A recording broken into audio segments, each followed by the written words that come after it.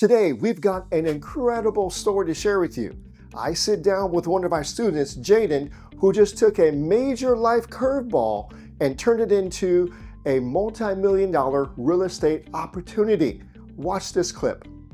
Hi, my name's Jaden. I've been working with commercial property advisors for the last few years. I've acquired over $14 million in apartment building properties, and now I do this full time. After being laid off from his corporate job, Jaden made the bold move. And that bold move was to not go back into the 9-to-5 world, but to go head first into multifamily investing. Well, fast forward 3 years today, now Jaden is the proud owner of 199 units worth over $14 million. Jaden is now a full-time multifamily investor. So how do you do it? Well, I want you to stick around, watch the rest of this video as we lay out Jaden's journey step by step so that you can make the same leap too. Welcome everyone. Thank you for joining us today. I have a special, very special guest today who took his time out of his day to share his inspiring story. And it is quite inspiring. So you have to really listen up to everything that Jaden has to say. So welcome, Jaden. Thank you for joining us today. Thank you, Peter. Happy to be here. Appreciate the opportunity to speak with you and the folks that will be listening. Awesome. Awesome. Well, everyone, as you know, Jaden made the shift from corporate world to full-time multifamily investing. And he's here to share his story with you, plus a whole lot more. So Jaden, let's jump into it. So tell us a little bit about yourself. Well, I am full time in real estate these days, but wasn't always. I spent actually 23 years in corporate environment and kind of working my way through to the leadership ranks there and doing some really fun things actually. Uh, more recently shifted into this real estate environment. All right. Thank you for sharing that. So Jaden, why commercial real estate? Okay. So why multifamily? What made you take the leap? Share us with some of your motivational factors there, because they're a really important part of your story. Yeah. So, when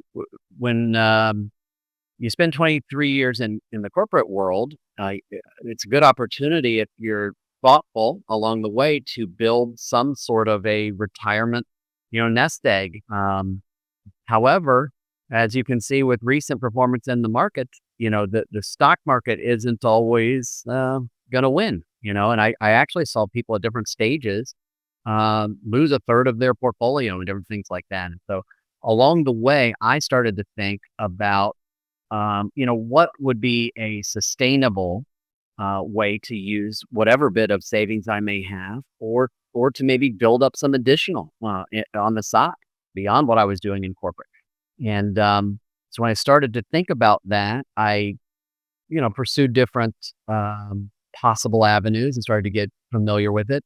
And I learned about commercial real estate, and there's sort of a range of possibilities there. I honed in on apartment building investing as kind of the primary interest for me because it seemed to be the right balance of lower risk and still quite a bit of opportunity on the reward side. And there's a lot of stability in that market, especially if you choose the right class of investment. And so I started to understand that. And then from there, I knew that I needed to learn more about the game. And the more I learned about it, the more interesting it was to me. How the numbers work and how the networking works to make these things go. And so I just kind of kept getting more and more attracted to it. And I think I came across, Peter, your materials and some of your philosophy and success stories, and that was inspirational to us as well.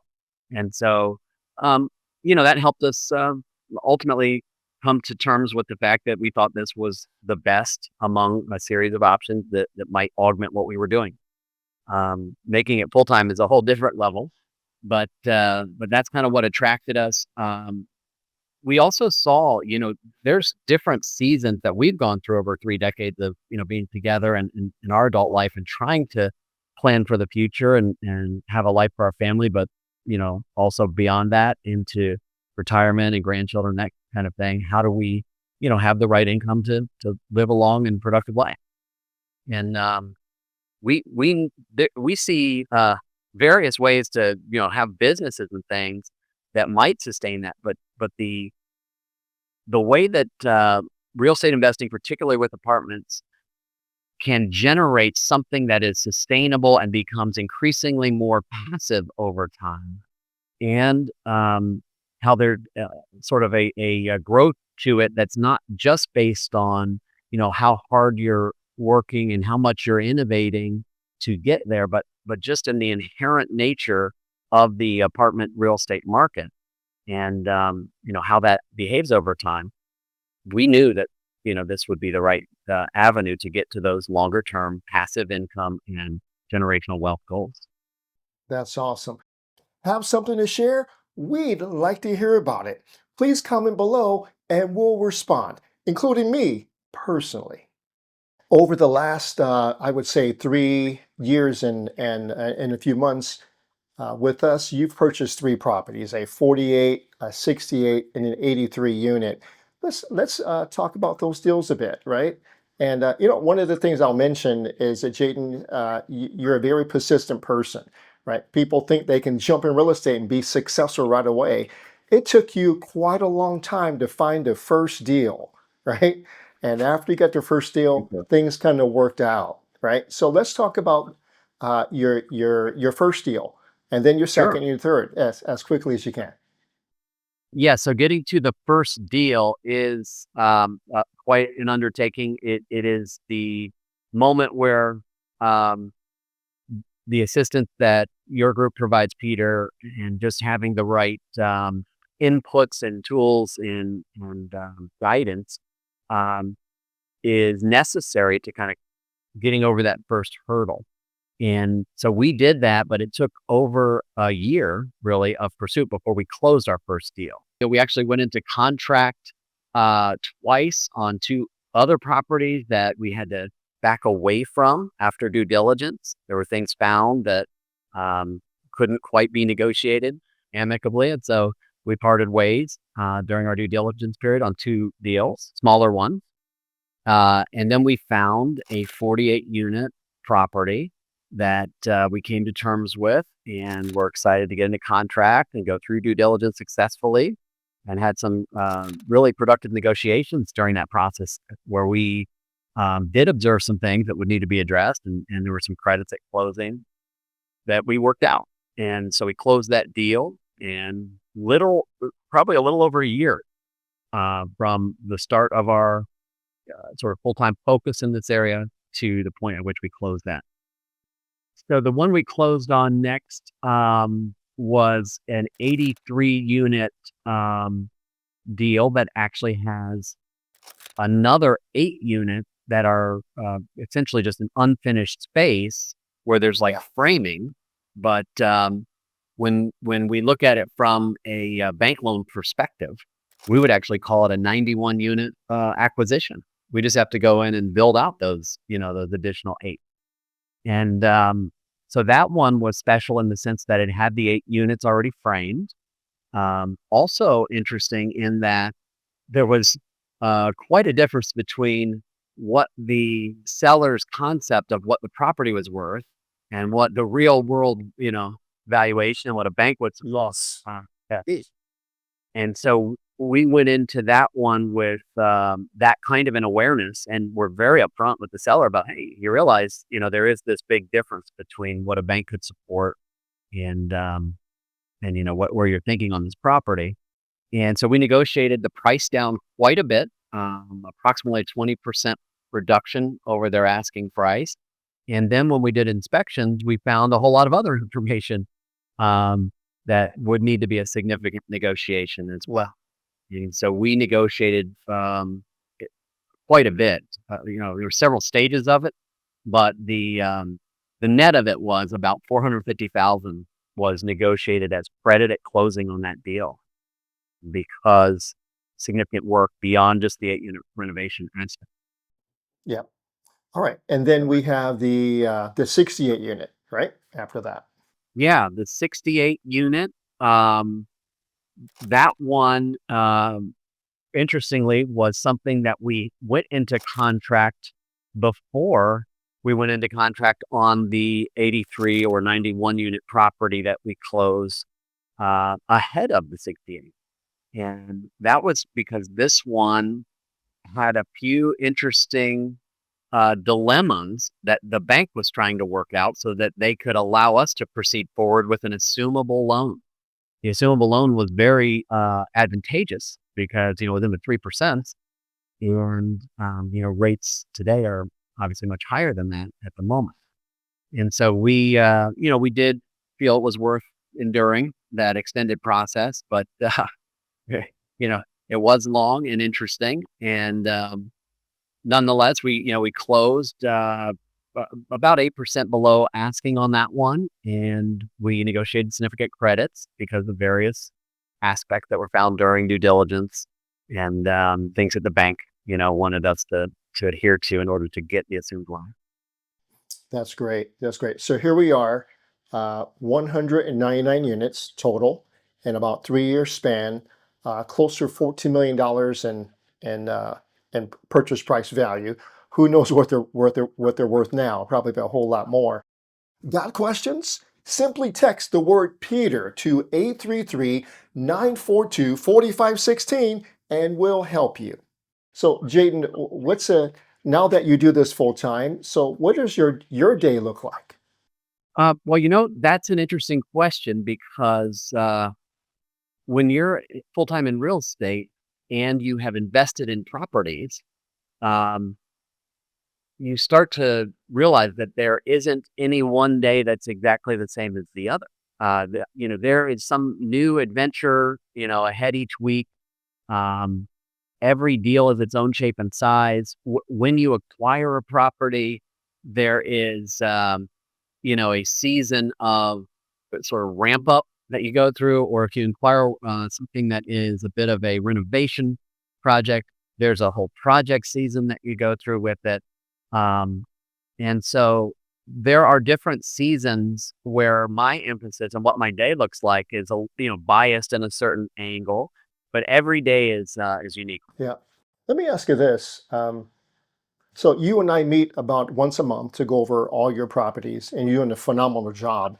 And you've raised capital for all this. Um, But I want to, if you can share a little bit about your day. So you mentioned your work day, and you have a lot of responsibilities. Your husband, uh, um, you're a person of faith, so you have those responsibilities. You have grandkids. So what happens after work? So what could you do now that you couldn't do when you had your corporate job? Yeah, that's actually the right perspective. I shared a little bit about what work interests and focus I have thinking of the workday, but it's more appropriate to recognize that there isn't exactly a work day in the way that I had it in the corporate environment. In the corporate environment, I checked in, at 7:30, 8:30 in the morning Yeah. and, you know, clocked out maybe 6:30, 7:30 at night, on a typical round. As a full-time real estate investor, it is not like that. It is a world where you can understand what your priorities really are and then align your days around those priorities. And so for my wife and I, we have priorities with our children. We have some in the home that we're raising, and we actually homeschool our kids. And so we orient around what those needs are. Our kids are in certain programs that interest them, and so we make sure that they're able to participate in that. And so I've been able to be more present in that sense, involved in the kids, um, logistical needs around those, but just being there when they're at a sporting event or whatnot that they need to have some support with. I don't have as much of a conflict as I did when I was in the corporate doing that kind of thing. We also like to be involved in our church as not just a tender, so to speak, but like we participate in a way where we try to contribute.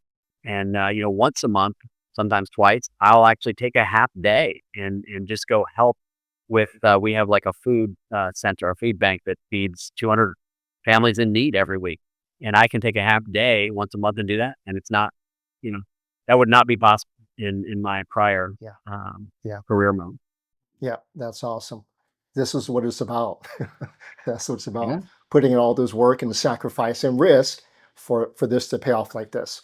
All right. So, Jaden, when you first came to us, you didn't have a lot of money personally, right? And you were just transitioning from your corporate job. The division was completely shut down, and I'm sure many of our listeners can really understand that and relate to that. Um, so, since you didn't have a lot of money and you are where you're now, you've had to raise private money, right? So, what's it like being in that position and actually getting people to trust you with their money? And when you have no experience, you owned a home at a time. That's it. Yeah. So, how do you get people to trust you? What did you have to go through? What was that process like? Well, for us, we thought in terms of involving family and friends who, we already had a relationship with.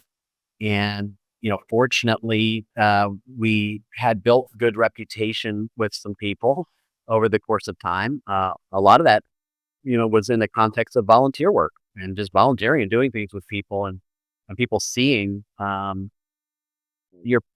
integrity of who you are. And so that's important is to build some good relationships. And if you have people who know that you're a person of integrity, that's a good starting point.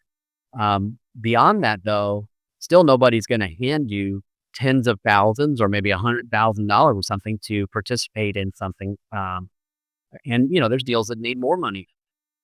So if you want to allow them not only to just trust that you're a person of integrity, but that you actually have enough knowledge to get involved. Really, it's important to have the right partnership. And so that's what, I never had any misunderstanding about that. I knew that I needed the right partner before I ever got going. And so for me, it was just a matter of selecting the right partner. So I found, Peter, that your philosophy, your approach in your experience were the kind of thing that were very well aligned with how we would want to approach things.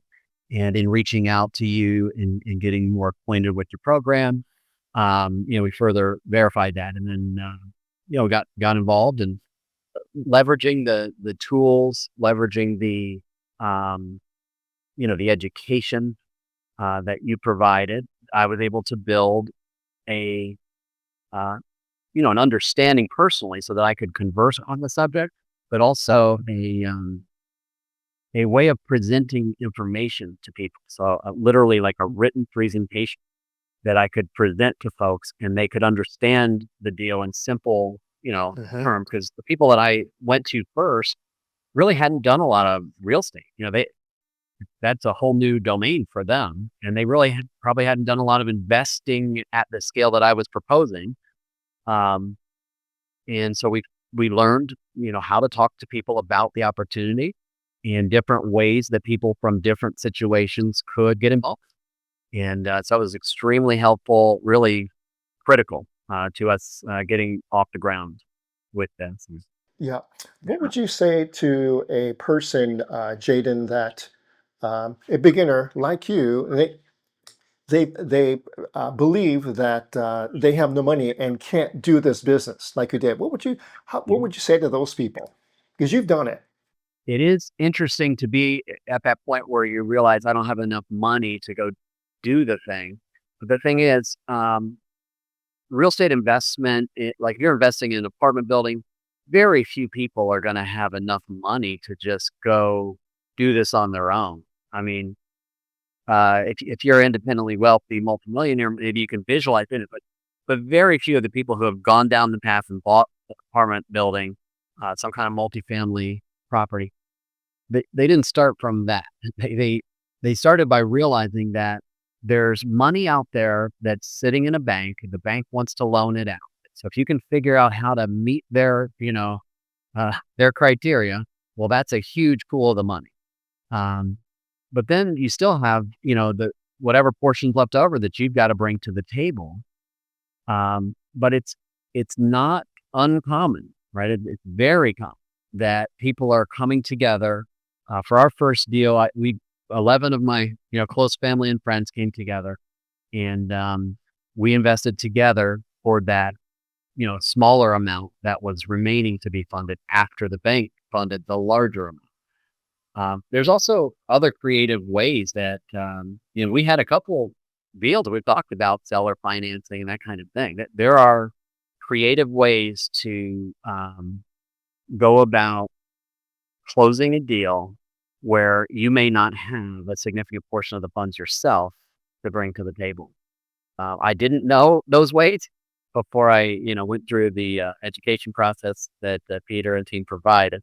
But in learning more about them, there's a bunch of avenues. I would say that's not a barrier, really. It's sort of par for the course, is maybe how I would think of it, and that you just need to learn and go and do. Yeah, I love your mindset, Jaden. That's what it's about. Um, so, Jaden, here you are working with us for a few years now. What are some of the highlights of working with us? Do you have a few to share? There's been a lot of little moments, but really, early on getting started and educated to the point where I could actually structure the financial view of a deal and give a compelling and reliable, summary of what the plan would be. When I reached that moment, which was probably about, I don't know, 2.5, 3 months in, where I was focused on learning this thing and looking at some deals. Right around that 2.5, 3 months mark, I came to that realization. I actually can structure a deal. I know how to evaluate it and present its merits and that kind of thing. And so once I was at that level, um, there's a degree of confidence that was there for me to go out and look at deals and understand what I was looking at. And so I say that was a rewarding or worth noting kind of a moment. Um, there's different folks that I engaged along the way who had provided different inputs, and I think you have a good team around you, and everybody was able to speak to the issues that I was dealing with at the time, and so slightly different perspectives, from each person, but all very, very articulate, very knowledgeable in what this is all about. And, so those were great. I think the first, when I put the first, uh, like, presentation toward an investor, that was another, notable moment, because I started from a place of saying, "What would I even need to put in front of them that would really do this?" And, the process, the training, the templates sort of helped me get going there, and then I tested it out a few times and refined, but just that first, what I felt was a well put together, presentation of a deal that an investor could get around and understand and get motivated by. Um, that was notable. And then, of course, having the first yes, right? When investors say, "Yeah, I want to do it." Uh, Yeah, that's huge. Every successful commercial real estate investor has a mentor. Get mentored by me and my team by applying to be our next protege. Click the top corner. All right, Jaden, I just wanted to say thank you so much for sharing this inspiring story, Jaden. So I am absolutely positive those out there are going to be inspired by this. So I just want to say thank you for sharing this. yeah, happy to share, Peter. Thank you for inviting me, and thanks for the help getting us to where we are today. I'm Peter Harris, your commercial property advisor. Thank you for being with us.